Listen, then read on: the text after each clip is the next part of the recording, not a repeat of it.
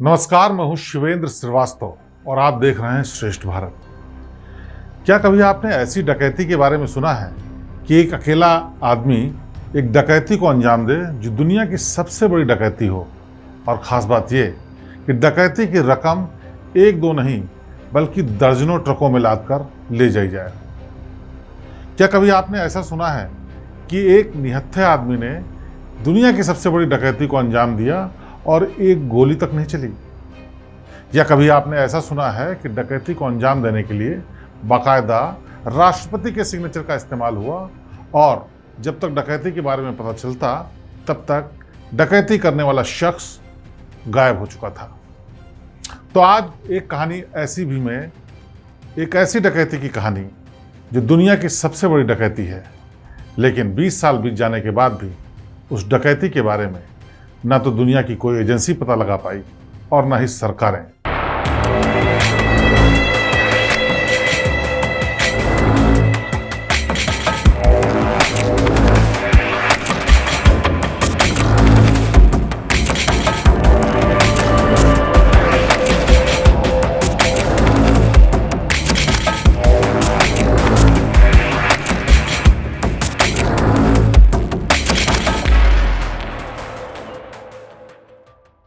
डकैती की ये कहानी जितनी हैरत अंगेज है उतनी ही हैरान करने वाली भी। दरअसल हैरान करने वाली इसलिए क्योंकि तमाम लोगों की मौजूदगी में इस डकैती को अंजाम दिया गया, लेकिन एक भी गोली नहीं चली। रकम चुराई गई 7500 करोड़ रुपए और उनको ट्रकों में भर करके बाकायदा ले जाया गया, लेकिन किसी ने उसको किसी जगह पर रोका भी नहीं। और देखते ही देखते ये रकम हवा में ऐसे गायब हो गई कि 20 साल बीत जाने के बाद भी आज तक पता नहीं चला कि आखिरकार ये पैसे गए कहाँ। इस कहानी की शुरुआत होती है साल 2003 या यूं कहें 2003 से भी पहले। जगह थी इराक। इराक में उन दिनों माहौल बहुत ही अलग था। सद्दाम हुसैन की तानाशाही का शासन चल रहा था और अमेरिका इराक के पीछे हाथ धोकर पड़ा था। दरअसल अमेरिका वहां पर अपना वर्चस्व शामिल करना चाहता था और चाहता था कि किसी तरीके से सद्दाम हुसैन की सरकार वहां से हट जाए। लेकिन सद्दाम हुसैन अपने समर्थकों के साथ लगातार इस बात के लिए डटे हुए थे कि वो चाहे अमेरिका से कितना ही लंबा युद्ध करना पड़े, लेकिन वो देश नहीं छोड़ेंगे। न सिर्फ देश नहीं छोड़ेंगे बल्कि ये भी ऐलान कर दिया था कि इस युद्ध में वो अमेरिका को हरा कर रखेंगे। अमेरिका ने अपनी पूरी फौज, पूरी ताकत, पूरी नेटवर्क लगा दिया था कि किसी तरीके से इराक को खाली कराया जाए। और बात ये थी कि अमेरिका का आरोप था कि इराक में एटॉमिक वेपन यानी परमाणु हथियार हैं और उन हथियारों को बरामद करने के लिए ये युद्ध लड़ा जा रहा है ताकि सद्दाम हुसैन के तानाशाह शासन को ख़त्म किया जा सके और वहाँ पर जमहूरियत यानी वहाँ पर लोकतंत्र वापस लाया जा सके। और इसके लिए लगातार अमेरिका की तरफ से युद्ध चल रहा था। पूरे इराक में हर जगह अफरा तफरी थी और तमाम शासन प्रशासन या यूं कहिए आर्मी की निगाहें सिर्फ और सिर्फ युद्ध पर थी। लेकिन किसी एक शख्स की नज़र इस सबसे अलग देश के पैसे पर थी और उस पैसे को चुराने के लिए, उस पैसे को लूटने के लिए उसने एक खतरनाक साजिश रची। ये बात है साल 2003 की। अभी अमेरिका ने इराक पर हमला किया नहीं था, लेकिन हालात बिगड़ते जा रहे थे। तमाम तरीके के बयान आ रहे थे, अमेरिका की तरफ से भी और इराक की तरफ से भी। सद्दाम हुसैन लगातार अपने आर्मी के लोगों के साथ मीटिंग्स ले रहे थे। सेना को दुरुस्त करने का काम हो रहा था। ये मीटिंगें एक एक दिन में कई मीटिंग थी, लिहाजा सद्दाम हुसैन को अलग अलग जगहों पर ट्रैवल करना होता था और अपनी सेना का मनोबल बढ़ाने के लिए लंबे लंबे भाषण देने होते थे। एक तरीके से सद्दाम हुसैन पूरी तरीके से जो रणनीति थी, युद्ध की रणनीति थी, आने वाले दिनों में होने वाले युद्ध की जो रणनीति थी उसको देख रहे थे और दूसरे चीज़ों पर नज़र रखने का सद्दाम हुसैन या उनकी सरकार के पास वक्त नहीं था। यही हालात पूरे देश के थे। शासन प्रशासन चल तो रहा था, लेकिन सब इस बात से डरे हुए थे कि कहीं युद्ध शुरू हो गया, कहीं कोई हमला हो गया तो क्या माहौल होगा। ऐसे ही वक्त में 2003 में एक दिन एक शख्स पहुंचता है बगदाद में। बगदाद के सेंट्रल बैंक में पहुंचते ही उस शख्स ने वहाँ के जो सबसे बड़ा अधिकारी था उसके कमरे की तरफ रुख किया और वहाँ पहुँचने के बाद जैसे ही उस शख्स ने इसे देखा वो अपनी कुर्सी से खड़ा हो गया, क्योंकि ये शख्स कोई अनजान चेहरा नहीं था। बल्कि एक ऐसा शख्स था जिससे पूरा का पूरा इराक कांपता था। या यूं कहिए, सद्दाम हुसैन के बाद अगर किसी नाम से सबसे ज़्यादा डर लोगों को लगता था तो वो ये शख्स था। इस शख्स के बारे में भी बताएंगे, लेकिन पहले हम आपको बताते हैं कि आखिरकार उस दिन वहाँ पर हुआ क्या। जैसे ये शख्स बैंक के सबसे बड़े अधिकारी यानी वहाँ के जनरल मैनेजर यानी कि वहाँ के हेड के पास पहुँचा, उसने एक पर्ची उसके हाथ में थमा दी। उस पर्ची को देखने के बाद जीएम के चेहरे पर हवाइयाँ उड़ने लगी। दरअसल उस पर्ची में लिखा हुआ था कि सुरक्षा कारणों से इस बैंक का सारा पैसा कहीं और शिफ्ट किए जाने की ज़रूरत है और इसके लिए फ़ौरन ही कार्रवाई करनी होगी। बाकायदा ये पढ़ने के बाद जीएम हैरान हो गया, लेकिन जिस शख्स ने पर्ची पकड़ाई थी उसकी बात को टालना उसके अधिकार में नहीं था, या यूँ कहिए कि उसकी हिम्मत नहीं थी कि उस शख्स को वो मना कर सके। दरअसल ये शख्स था, उसका नाम था कुसै हुसैन। कुसै हुसैन सद्दाम हुसैन का वो बेटा था जिसको बाद में लोगों ने बहुत ही क्रूर तरीके से देखा कि किस तरह से हमले के दौरान उसने अत्याचार और जुल्म किया और आखिरकार अमेरिका हमले में उसको मार दिया गया। लेकिन उस दिन कुसै हुसैन पूरी तैयारी से गया था। जब पूरा देश युद्ध की तैयारियां कर रहा था, अमेरिका से युद्ध होने की बात हो रही थी, सद्दाम हुसैन अलग अलग जगह पर मीटिंग्स ले रहे थे, सेना को तैयार कर रहे थे। उस समय कुसै बगदाद के सेंट्रल बैंक में मौजूद था और जीएम के सामने उसने पर्ची लिखी जिसमें लिखा हुआ था कि सुरक्षा कारणों से इस बैंक का सारा पैसा कहीं और शिफ्ट किए जाने की ज़रूरत है और इसके लिए फ़ौरन ही कार्रवाई की ज़रूरत है। और नीचे जो आदेश के तौर पर नाम लिखा था वो खुद सद्दाम हुसैन का था, यानी इराक के राष्ट्रपति का, यानी उस शख्स का जो उस वक्त तानाशाह भी माना जा रहा था और उस देश का शासक भी माना जा रहा था। लिहाजा बैंक के जनरल मैनेजर की इतनी हिम्मत नहीं हुई कि वो दूसरा सवाल करता। आन फान में तैयारियां शुरू हुई, लेकिन बैंक के जनरल मैनेजर ने कहा कि यहाँ पर जितनी नकदी है उसको ले जाने के लिए हमारे पास संसाधन नहीं है, ना ही सुरक्षा का कोई ऐसा बेड़ा है जिसके चलते हम उसको सुरक्षित ले जा सके। इस पर कुसै ने कहा कि मैं पूरी तैयारी से आया हूँ, और उसने बताया कि उसके साथ करीब दर्जन भर से ज़्यादा ट्रक्स भी बाहर मौजूद हैं। उन ट्रक्स में पैसा भर करके सुरक्षित जगह पर जाएगा। इसके बाद जनरल मैनेजर ने दूसरी बात और कहा कि इतने पैसों की सुरक्षा के लिए उसके पास सुरक्षा दस्ता भी नहीं है, यानी वो फोर्स भी नहीं है जिसकी देखरेख में ये पैसा जाएगा। कुसै ने इसका भी जवाब दिया, कहा उसकी चिंता आपको करने की ज़रूरत नहीं है क्योंकि इसकी सुरक्षा हम खुद करेंगे और हमारे पास जो लोग हैं वो उसको सुरक्षित तरीके से सही जगह पर पहुंचाएंगे। और ये सब इतना गोपनीय है कि ये पूरे काम करने के दौरान बैंक का भी कोई कर्मचारी इसमें शामिल नहीं होगा। जो हमारे साथ लोग मौजूद हैं वही इस काम को अंजाम देंगे। यहाँ तक कि जब तक कि सुरक्षित जगह पर पैसा नहीं पहुँचता है तब तक किसी को इस ट्रांसफ़र की जानकारी भी नहीं मिलनी चाहिए।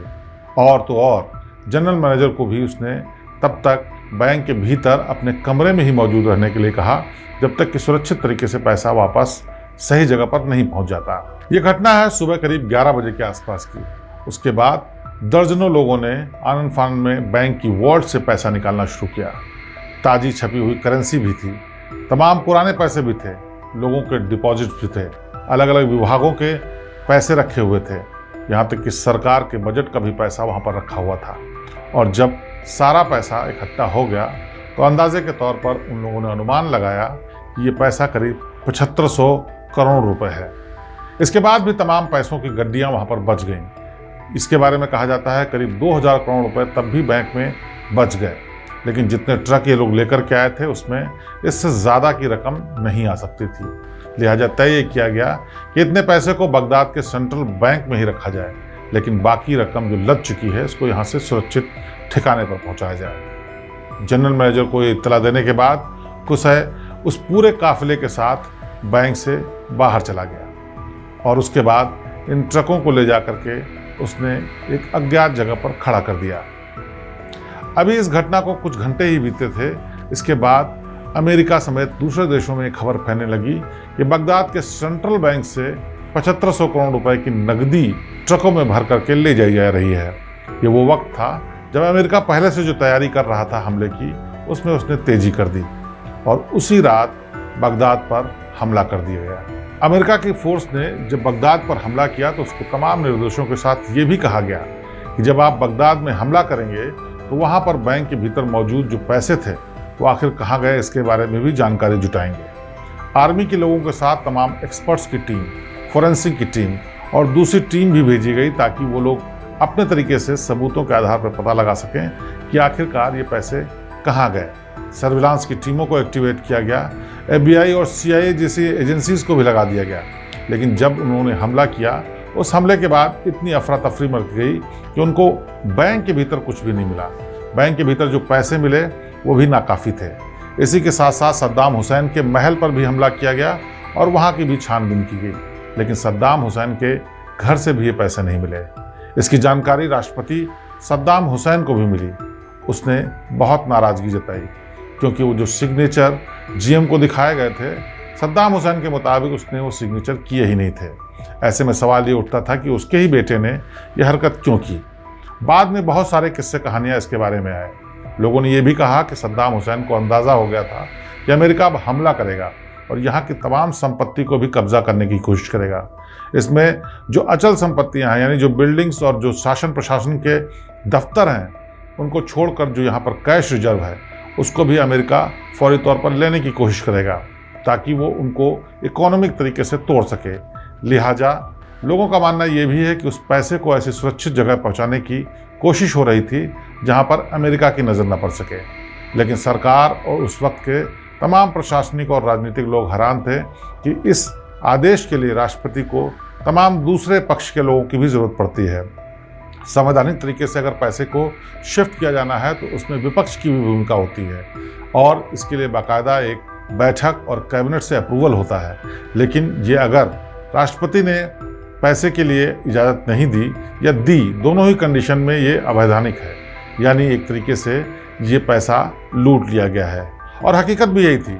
जानकारी के मुताबिक कोसे ने ये पैसा पूरी तरीके से जबरन, गलत तरीके से और फ्रॉड करके लूटा था। यानी देश की, दुनिया की ये सबसे बड़ी बैंक डकैती थी और इस बैंक डकैती में करीब 7500 करोड़ रुपए लूट लिए गए थे। पैसे हवा में ओझल हो चुके थे और इसका कहीं अता पता नहीं था। इधर अमेरिकन्स बहुत परेशान थे क्योंकि उनको युद्ध के साथ साथ इन पैसों की भी रिकवरी करनी थी। तमाम टीमें जगहों को कब्जा करने के साथ साथ पैसों की भी तलाशी कर रही थी। जब सद्दाम हुसैन के महल की तलाशी ली गई तो पता चला कि वो कितनी शान और शौकत से रहता था। उस घर में पानी की टोटियाँ तक सोने की बनी हुई थी। जो टॉयलेटरीज और दूसरी चीज़ें इस्तेमाल होती थी वो भी सोने या हीरे से जड़ी हुई थी। जिस राजसी ठाट बाट से सद्दाम हुसैन रहता था वो भी दुनिया के सामने आया। ये भी सामने आया कि कैसे अपने घर पर विलासिता के लिए उसने करोड़ों रुपए फूंक दिए थे। किस राजसी ठाट बाट से वो रहता था, इसके तमाम किस्से कहानियाँ हैं। घर के भीतर नकदी के रूप में उस वक्त करीब 400-500 करोड़ रुपए के आसपास की नकदी भी मिली थी। ये भी सब सामने आया। लेकिन सबसे बड़ा सवाल ये था कि आखिरकार 11 ट्रक में लूटे गए 7500 करोड़ रुपए कहाँ चले गए हैं। जब कई दिनों की कोशिश के बाद युद्ध चल रहा था, लेकिन अमेरिका को इस बात में सफलता नहीं मिल रही थी कि आखिरकार उन पैसों का पता कैसे चले, तो उन्होंने कई टीमें गठित की जो आसपास के तमाम बॉर्डर के इलाकों में उन बस्तियों की तरफ गई जहां पर सद्दाम हुसैन का कोई ठिकाना रहता था, जहां पर बंकर्स बनाए गए थे, जहां पर आर्मी के बेस थे, जहां पर तमाम दूसरे और ऐसे एस्टेब्लिशमेंट थे जो एक तरीके से बमों से सुरक्षित थे, यानी कि वो बनाए ही युद्ध के अभ्यास के लिए गए थे। ऐसी जगहों पर तमाम रेड्स डाली जा रही थी, लेकिन करीब 15 दिन बीत जाने के बाद भी उन पैसों का पता नहीं चल पाया था। इस बीच जब अमेरिका ने हमला किया तो वो दो तरफ से जूझ रहा था। एक तो उसको इस बात के लिए साबित करना था कि जिस मकसद से उसने इराक पर हमला किया है वो सही साबित हो, यानी कि न्यूक्लियर वेपन जिसके आधार पर उसने हमला किया था कि सद्दाम हुसैन इराक में न्यूक्लियर बम का इस्तेमाल कर सकते हैं और वो दुनिया के लिए खतरा है, इसलिए वो युद्ध कर रहा है, इसलिए अमेरिका ने हमला किया है। उसको जस्टिफाई करने के लिए अमेरिका को उन न्यूक्लियर वेपन्स को ढूंढा जाना है। जनता और आर्मी के तमाम लोगों को बताया गया कि न्यूक्लियर वेपन जहां भी हो उनको तलाशा जाए और उसी के लिए तमाम टीमें लगाई गई हैं। लेकिन खुफिया सूत्रों ने बाद में तमाम अलग अलग तरीकों से बताया कि दरअसल ये तलाश न्यूक्लियर वेपन्स के थी ही नहीं, क्योंकि न्यूक्लियर वेपन्स वहाँ पर नहीं है, ये अमेरिका को पहले से पता था। ये सिर्फ एक ऐसी चाल थी जिसके आधार पर इंटरनेशनल कम्युनिटी को रोका जा सके, उनको जस्टिफाई किया जा सके कि आखिरकार इराक पर हमला करने की अमेरिकी वजह क्या है। लेकिन असल बात यह थी कि अमेरिका को पता चल गया था कि करोड़ों रुपए के जो डॉलर हैं उन्हीं के बेटे ने उन्हीं के बैंक से लूट लिए हैं और ये रकम अब बाहर जाने वाली है। ये भारी भरकम रकम तेल के कुओं और तमाम दूसरे संसाधनों के जरिए भी जुटाई गई थी और अमेरिका चाहता था कि सद्दाम हुसैन के तेल के कुओं पर कब्जा कर ले। लेकिन अगर आपको याद हो तो जब युद्ध शुरू हुआ तो सद्दाम हुसैन ने तमाम अपने तेल के कुओं में भी आग लगवा दी थी। यानी कि एक ऐसा संसाधन जो अमेरिका कब्जा करना चाहता था वो उसके हाथ से निकल चुका था। दूसरी बड़ी वजह कि जो एटॉमिक वेपन्स थे वो भी अमेरिका को हासिल नहीं हो रहे थे, क्योंकि उनकी असलियत ये थी कि सद्दाम हुसैन के पास कोई न्यूक्लियर वेपन था ही नहीं। उस मुद्दे पर भी अमेरिका पीछे हो चुका था। अब उसके पास एक रास्ता बचता था कि इन पैसों की तलाश जल्द से जल्द करे जिसका वो इस्तेमाल कर सके। इराक पर हमला करने में अमेरिका ने बेतहाशा पैसा बहाया था और उसे अपने देश को भी इस बात का जवाब देना था कि आखिरकार जनता के बजट का तमाम पैसा जो इराक युद्ध के लिए इस्तेमाल हुआ है उसका सिला क्या मिला, उसके रिटर्न में क्या मिला। ऐसे में अमेरिका के लिए बेहद ज़रूरी था कि उन पैसों की भी तलाश करे जिससे वो ये कह सके कि कम से कम सद्दाम हुसैन और उसका परिवार ये पैसे लूट रहा था। लेकिन उस मोर्चे पर भी उसको सफलता नहीं मिल रही थी। पैसों को यानी 7500 करोड़ रुपए जो लूटे गए थे बगदाद के सेंट्रल बैंक से, उनको तलाशने के लिए अमेरिका ने उस वक्त करीब 1000 टुकड़ियाँ बनाई थीं। 1000 टुकड़ियाँ पूरे देश में सर्च ऑपरेशन चला रही थीं। सर्च ऑपरेशन इस नाम पर कि कहीं कोई दुश्मन, कहीं कोई विरोधी, कहीं कोई सद्दाम हुसैन को मानने वाला हमला न कर दे, कोई शांति भंग करने की कोशिश न करे, इस नाम पर सर्च हो रही थी। लेकिन असलियत में ये सर्च हो रही थी उन 7500 करोड़ रुपए के लिए जो कि बैंक से गायब हुए थे। इस बीच अमेरिका के CIA को एक जानकारी मिली कि शायद ये पैसा बॉर्डर के बाहर भेज दिया गया है। अगर आपको याद हो तो उस दौरान ये भी चर्चा हुई कि सीरिया जो बगल में बगदाद यानी इराक के बगल में था, उससे भी तनातनी अमेरिका की शुरू हो गई थी, क्योंकि अमेरिका जांच एजेंसियों ने, खुफिया एजेंसियों ने ये जानकारी दी कि कहीं ये पैसा सीरिया तो शिफ्ट नहीं कर दिया गया है। सीरिया उस वक्त सद्दाम हुसैन के पक्ष में बोल रहा था और वो चाहता था कि अमेरिका अपनी दादागिरी बंद करे, और इन बयानों के बाद अमेरिका की तरफ से भी बयान आने शुरू हो गए थे। लेकिन इन सब के पीछे का मकसद सिर्फ इतना था कि सीरिया किसी तरीके से इस युद्ध में सामने आए और उसके नाम पर अमेरिका वहाँ पर दखल दे सके, घुसपैठ कर सके और उन पैसों को तलाश कर सके। जानकारी के मुताबिक, रिकॉर्ड्स के मुताबिक ये सिर्फ 7500 करोड़ रुपए थे। लेकिन बाद में तमाम दस्तावेज ऐसे मिले कि जब युद्ध के हालात पैदा हो रहे थे तो सरकार, सद्दाम हुसैन की सरकार इस बात की कोशिश कर रही थी कि इन पैसों के साथ साथ उन पैसों को भी रखा जाए जो सबसे सुरक्षित जगह पर रखे जा सकते हों। यानी कि बैंक के अंदर जो डिपॉजिट पैसा है, चाहे वो रेवेन्यू का पैसा हो, चाहे सरकार के बजट का पैसा हो, दूसरे विभागों का पैसा हो, या फिर इंडिविजुअल जो डिपॉजिटर्स हैं उनका पैसा हो, उसके साथ उस पैसे को भी रखा जाए जो युद्ध के लिए कैश फंड के रूप में इकट्ठा करके निकाला गया है। यानी कि उस वक्त जिस वक्त डकैती हुई, भले ही रिकॉर्ड्स में ये आया हो कि ट्रकों में भरकर 7500 करोड़ रुपए ले जाए गए, लेकिन अंदाजे के मुताबिक उस वक्त ये रकम शायद इससे दुगनी थी। यानी करीब 10,000 15,000 करोड़ रुपए की रकम उस वक्त मौजूद थी। ये रकम इसलिए भी मौजूद थी क्योंकि देश में तमाम तरीकों से जो पैसा इकट्ठा किया जा रहा था जिससे कि वेपन्स खरीदे जा सकें, युद्ध में आगे की खर्चे की इंतजाम हो सके और दूसरे इंतजाम किया जा सकें, उस सारे पैसे को सद्दाम हुसैन ने अपने ठिकानों से इकट्ठा कराकर बगदाद के सेंट्रल बैंक में जमा करा दिया था। क्योंकि सेंट्रल बैंक में एक बहुत ही मजबूत और सुरक्षित लॉकर था, रखने की बहुत बड़ी जगह थी और वो सरकारी बिल्डिंग थी जिसमें बाहर के आदमी का दखल नहीं हो सकता था। लेकिन धीरे धीरे हालात ऐसे बदले कि अमेरिका ने जब इराक पर युद्ध किया तो सबसे पहले बगदाद के सेंट्रल बैंक पर कब्जा किया, क्योंकि उसको अंदेशा था कि जो रकम निकली है वो इस बैंक के भीतर कुछ मौजूद भी हो सकती है और यहाँ से उनको ऐसी जानकारी मिल सकती है जिससे उस रकम को रिकवर कर सकें। लेकिन हैरानी की बात देखिए, FBI और CIA जैसी एजेंसी, अमेरिका जैसी फौज और लाखों लोगों की इंटेलिजेंस नेटवर्क रखने वाला देश अमेरिका, इस सब के बावजूद 20 साल बीत जाने के बाद भी आज तक ये नहीं पता चला कि आखिरकार 11 ट्रक्स में लद कर जो 7500 करोड़ रुपए या उससे भी ज़्यादा की रकम गई थी वो गई कहाँ। बाद में युद्ध तेज होना शुरू हुआ। सद्दाम हुसैन एक बंकर में पकड़े गए, उनके खिलाफ मुकदमा चला और आखिर में सद्दाम हुसैन को फांसी दे दी गई। इसके अलावा उसके बेटे कुशय को भी मार गिराया गया। उसके जितने कमांडर थे, आर्मी के चीफ थे और तमाम की पोजीशन पर बैठे हुए लोग थे, उनको भी अमेरिका ने हमले में मार दिया। लेकिन उसके बाद भी ये नहीं पता चला कि आखिरकार जो ये रकम बगदाद के सेंट्रल बैंक से निकाली गई थी, लूटी गई थी और वहाँ से अवैध तरीके से ले जाई गई थी, वो रकम आखिरकार गई कहाँ। एक बात और बाद में साफ हुई कि जिस सिग्नेचर के आधार पर जीएम ने पैसे निकालने की इजाज़त दी थी, वो सिग्नेचर सद्दाम हुसैन के थे ही नहीं। मानने वाले ये भी कहते हैं कि सद्दाम हुसैन ने इसके लिए वर्बल अनुमति कुशय को दी थी, लेकिन कागजी तौर पर वो जो सिग्नेचर करके कुशय बैंक पहुंचा था वो फर्जी थे। यानी कि ये दुनिया की ऐसी बड़ी लूट थी जिसके बारे में आज तक लोगों को नहीं पता चला। सरकारों ने भी चुप्पी साध ली, लेकिन बाद में युद्ध के बाद खुलासे में कई बार इसका जिक्र आया कि आखिरकार ये पैसे कहाँ चले गए और किस मकसद से सद्दाम हुसैन के बेटे कुशय ने इस रकम को लूटा था। हालांकि कहा यह भी जाता है कि युद्ध के उस दौर में सद्दाम हुसैन की डील एक ऐसे हथियार के सौदागर से हुई थी जो फौरी तौर पर इराक को रॉकेट और दूसरे बड़े हथियार देने वाला था, जिसका इस्तेमाल वो अमेरिका के खिलाफ कर सकता था। लिहाजा इस रकम का लेन देन इसी उद्देश्य से हुआ था। लेकिन जो तरीका था, जिस तरीके से इस रकम को लूटा गया और ट्रकों में भर कर ले जाया गया, किसी के गले से बात नहीं हजम होती कि किसी सरकारी डील के लिए इस तरह से पैसा लिया जाए। लिहाजा आज भी ये डकैती दुनिया की सबसे बड़ी डकैती के रूप में दर्ज है।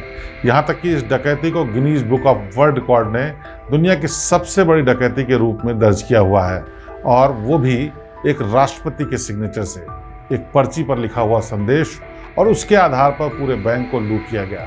और रकम भी कोई ऐसी वैसी नहीं, 7-8 हज़ार करोड़ रुपए, जो आज की तारीख में शायद कुछ और ज़्यादा होते हैं। और सबसे खास बात यह है कि इस डकैती में एक भी गोली नहीं चली, किसी शख्स की जान नहीं गई और कोई भी विरोध में खड़ा नहीं हुआ।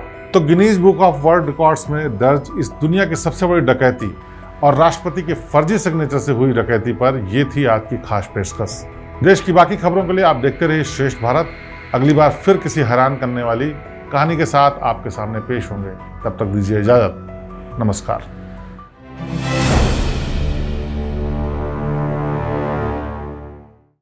श्रेष्ठ भारत पर खबरों से जुड़े रहने के लिए चैनल को सब्सक्राइब करें, बेल आइकन दबाएं और देखते रहें श्रेष्ठ भारत।